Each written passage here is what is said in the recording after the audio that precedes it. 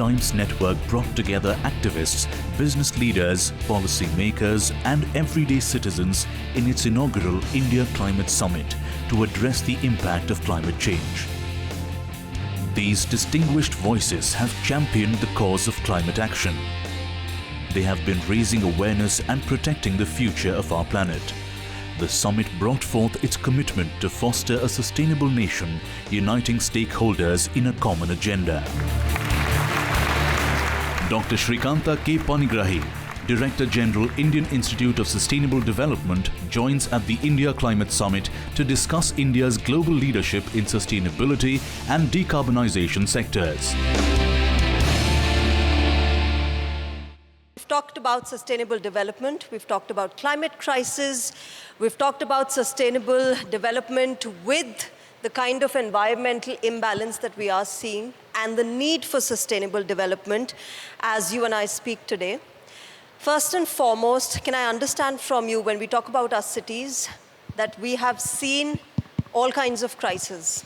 When we talk about global warming, when we talk about climate change, how is climate crisis impacting us and our cities? It is all about India's global leadership. To celebrate India's global leadership, particularly in sustainability and decarbonization. In India, we have celebrated G20. We have in India's presidency last year, and India has showcased to the world that in climate change, although we are not responsible for the problem, so far as historic emissions are concerned, so far as per capita emissions are concerned, but we are certainly a part of the solution. And we are in the forefront to solve the problem as a global leader. Come to the sustainability, we have UN SDGs, and there are 17 SDGs, and India is trying its best to meet them through the approach taking all the states into confidence, union territories into confidence. India's global score is 66%, and also Indian states' average score is almost similar. India is a vast country with diverse terrains, with diverse populations who have diverse habits. In that context, when we talk about sustainable development and we talk about rural and urban India, there's a huge difference. And if you go to rural India, they'll say कि अरे हम तो अभी develop करने शुरू हुए हैं, अभी तो facilities आ रही हैं, हमको क्यों बोल रहे हो? Urban India, if you come, they'll say abhi to, we've just started living that life, why should we stop? You should go tell the others who are wasting resources. What kind of a challenge do you face there when it comes to adoption of practices that lead to sustainable development and the resistance to them in the rural India and urban India? You are very true. So considering the present situation, the climate change has been realized that the weather is changing very fast. The weather patterns are not as before. The seasons has been shifted. There is not the overall rainy days has been reduced, but the rain has been intense, causing flash floods and other kind of natural calamities. Coming to the temperature rise, coming to the ocean sea level rise, coming to the impact of climate change on food security, like agricultural production has gone down. There are in many patches in the country.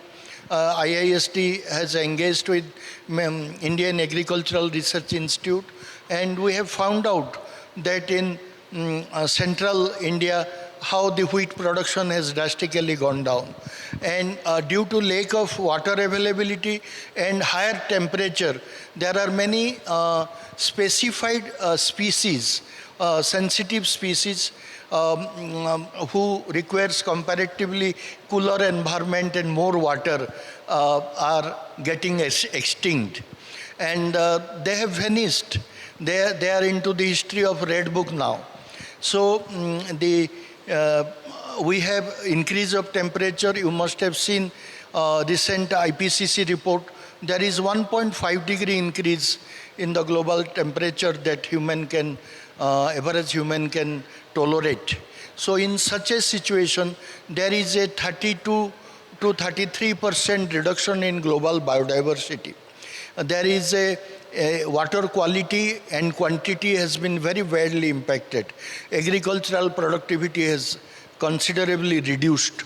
And all these changes and adverse impact of climate change happening. Mr. Panigrahi, amid all of this that you mentioned, we've had COP28 and now we're heading towards the next COP. What do you think should be on the agenda? What do you think is the primary focus that all of us should be emphasizing upon right now? Countries across the world leaders should be taking action upon? See, the climate is happening, everybody knows it. So from where the funds will come from? The major problem today to fix the climate change, we need technology, we need finance. So technology will come through technology transfer. The developing nations doesn't have enough technology with them. So it will come through transfer from the developed ones. So the kind of technology transfer should have taken in a pace. It is not happening, irrespective of a lot of facilitation by the governments of developing country. In the other hand, let it be technology or any other problem, finance is the key. We had a detailed discussion in COP28, as you told, where there are many challenges, and particularly the climate finance was a very big issue. And climate finance is again classified into adaptation finance and mitigation finance. In adaptation finance, there is adaptation fund, which is peanuts, inadequate to meet the global requirements of developing worlds and underdeveloped worlds. When we talk about climate finance, the whole tussle about developed countries paying up more and developing countries being less responsible for it is still continuing. We haven't been able to make that headway from that tussle between the developed and the developing world. When you're at that talk, when you're having those negotiations and the priorities are kept forward, how does one move forward? What is India placing on the table that time? COP28, the Article 6, which is the carbon markets mechanism, could not able to discuss. And so COP26, it is main agenda that it will decide on market-based mechanism, that is Article 6.2, 6.4 and 6.8. Whereas on the other hand, we have highly ambitious NDCs. If you see in the Kyoto Protocol, we hadn't any target as such. But now we have a target being the third largest emitter of greenhouse gases. And to reduce, so we are supposed to pay carbon taxes. So in such a situation, Article 6.2 allow us bilaterally we can cooperate, two countries can cooperate in their emission reduction and through the carbon trading mechanism. Whereas 6.4 allow the countries to establish a carbon market in which the credits can be traded. In India, we have a vibrant system is being generated, Indian carbon market, which is in the final stage of operational, to be operationalized soon. In addition, we need a lot of climate risk finance. Like these natural disasters are happening, so the industries and businesses are losing their capital, they are losing their investment. So how many, the insurance sector, the banking sector in particular, they are very serious. How to mitigate this kind of climate risks and how to disclose them in a scientific method and manage them. My last question to you, Mr. Panigrahi, how do you see this moving forward? The fact is that the governments can take as much as action as they want. Of course, it's our responsibility as individuals also to work towards it, to battle this crisis. But how do you see this moving forward? Do you see this actually finding, a proper solution and we overcoming this crisis, this battle against climate change in the near future? We need to adopt a climate-friendly lifestyle. We need to adopt a low-carbon lifestyle, or we can adopt a decarbonized lifestyle. Another option is we need to go for a decarbonized economy. We need to adopt a decarbonized society.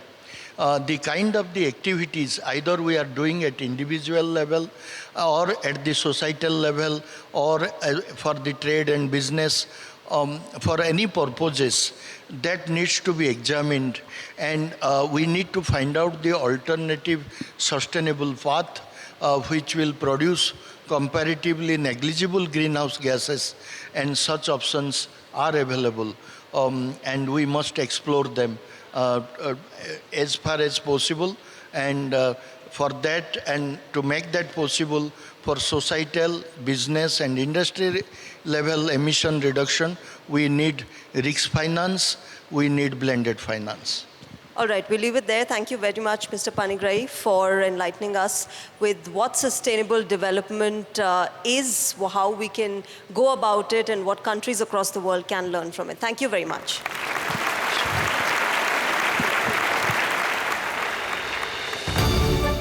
After the break, witness eminent speakers discuss the global carbon footprint. Stay tuned.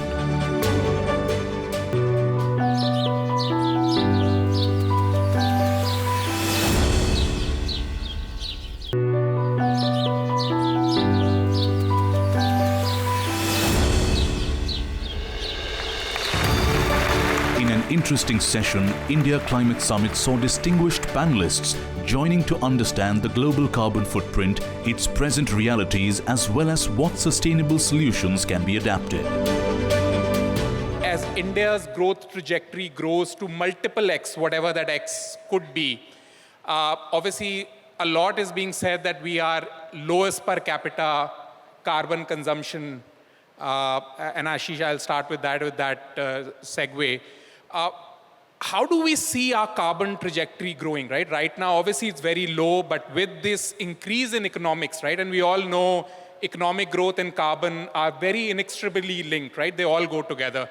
So how does India see its carbon pathway from that perspective, from a growth perspective? Thanks. Thanks, Nitesh.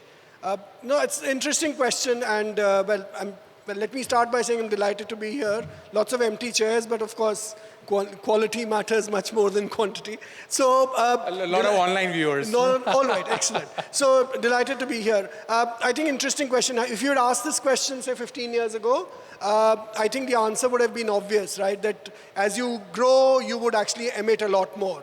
The Indian experience over the last 10 years clearly suggests that that's not the case. India has already been able to decouple its emissions with its growth pattern, right? So we've kind of, this relative emission intensity of GDP. India is able to kind of bend the curve already by reducing around 35 to 45% of its emission intensity while it is growing, right? So, and I think as you grow further, there are very many sort of opportunities. So those of you who've been here since the morning would know that there are enough and more technologies which are low carbon.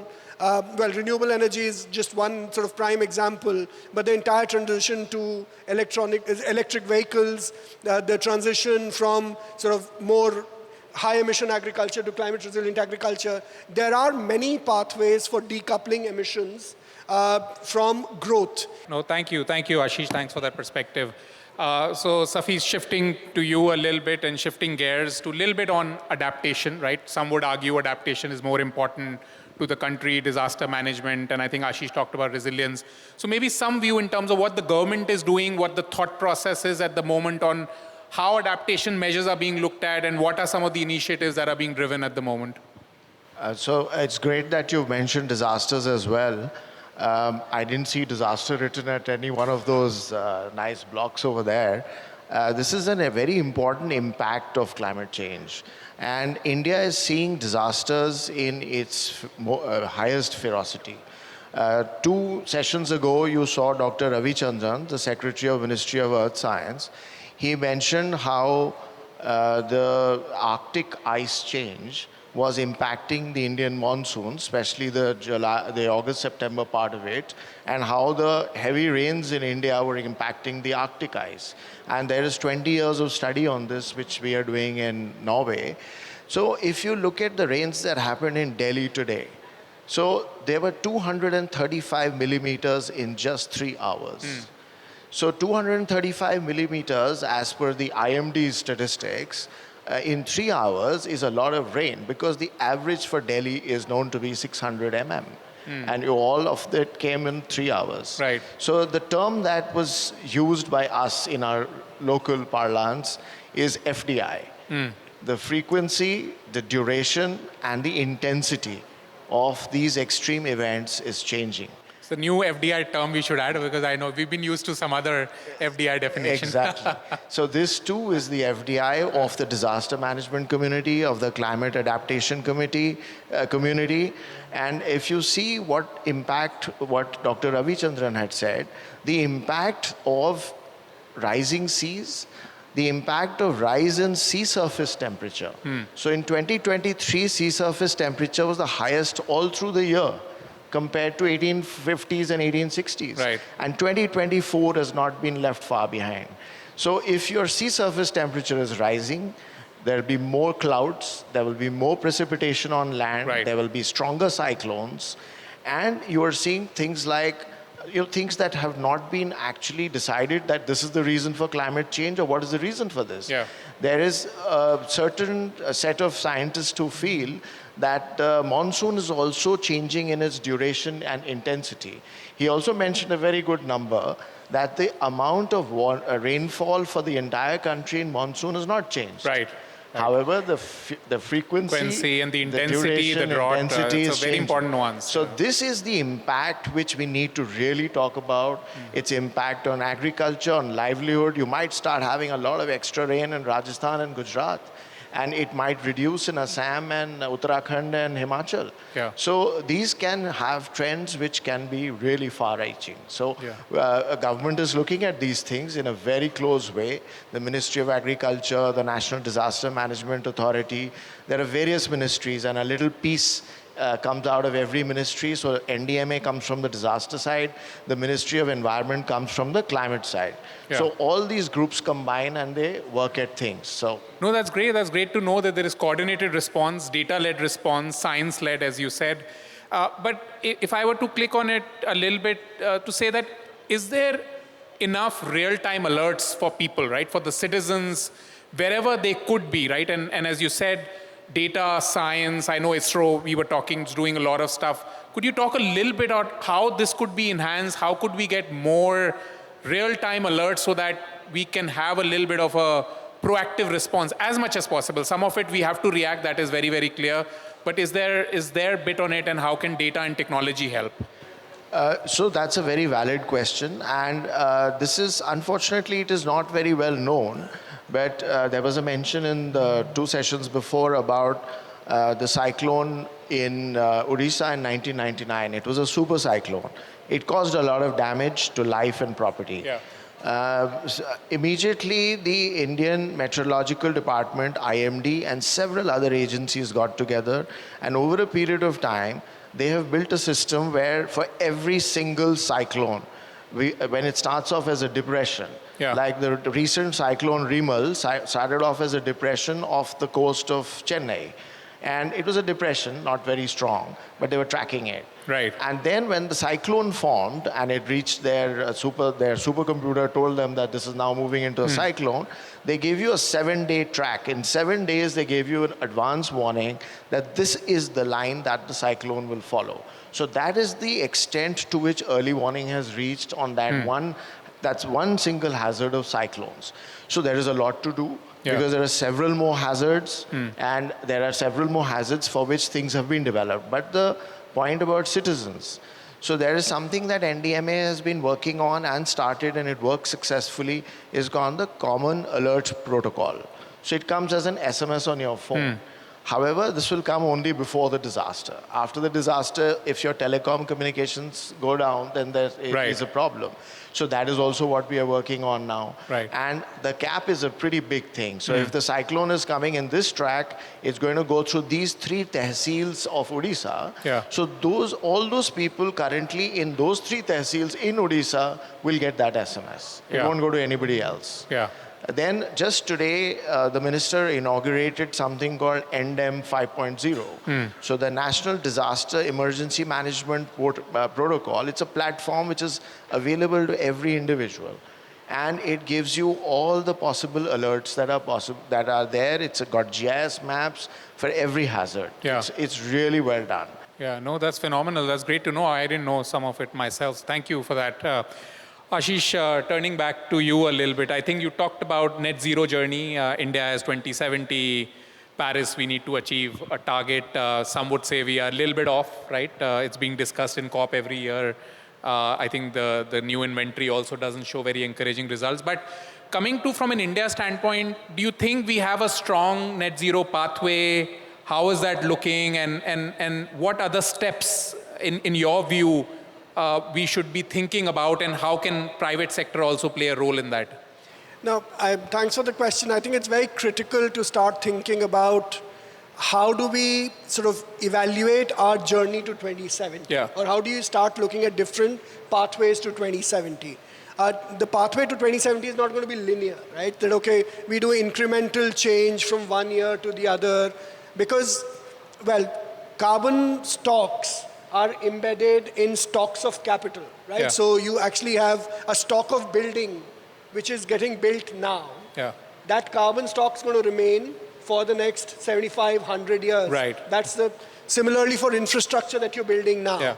So what you're doing now in terms of infrastructure choices, in terms of any capital stock, any kind of capital investment has to be thought of in terms of low carbon, but at the same time, climate, well, sort of risk resilient, because as we've already seen today, but also in the past, that you can't have infrastructure which is creaking at the margins, new infrastructure which is creaking at the margins while it is being built. So you will basically not be able to, you will actually have a double whammy. You will invest in new infrastructure, and then climate risk, physical risk like extreme weather events will destroy that infrastructure. So you will actually have more embedded carbon in newer infrastructure that you're going to create. And I think that's why you need to think about integrated approaches between low carbon and climate resilient or resilient infrastructure. The government of India, and I think Safi can talk more about it, has this coalition for disaster resilient infrastructure as well, which is active all over the world. But the idea that we've been thinking about adaptation and mitigation pretty much in silos. And I think one of my asks is to start thinking much more integrated approaches for adaptation and mitigation. Now, buildings is one example, but then there are many others. Agriculture is another example. Right. You can actually do very good climate resilient agriculture. System of rice intensification for paddy, growing paddy, which reduces water consumption, which reduces emissions, but it is much more resilient to the changing climate, and it's very good for mitigation as well. Similarly, solar cold storage for farmers. We've done sort of solar cold storage for 5,000 women farmers in Bihar, and that is both adaptation and mitigation. Mangroves, growing mangroves in coastal areas is both adaptation and mitigation. It protects you against disasters, but it's a fantastic carbon sink as well. So you can monetize the reductions in carbon in adaptation projects as well, because there are co-benefits. So with that, I think we're over time. We will pause here. Okay, thanks so much. Thank you. Thank you.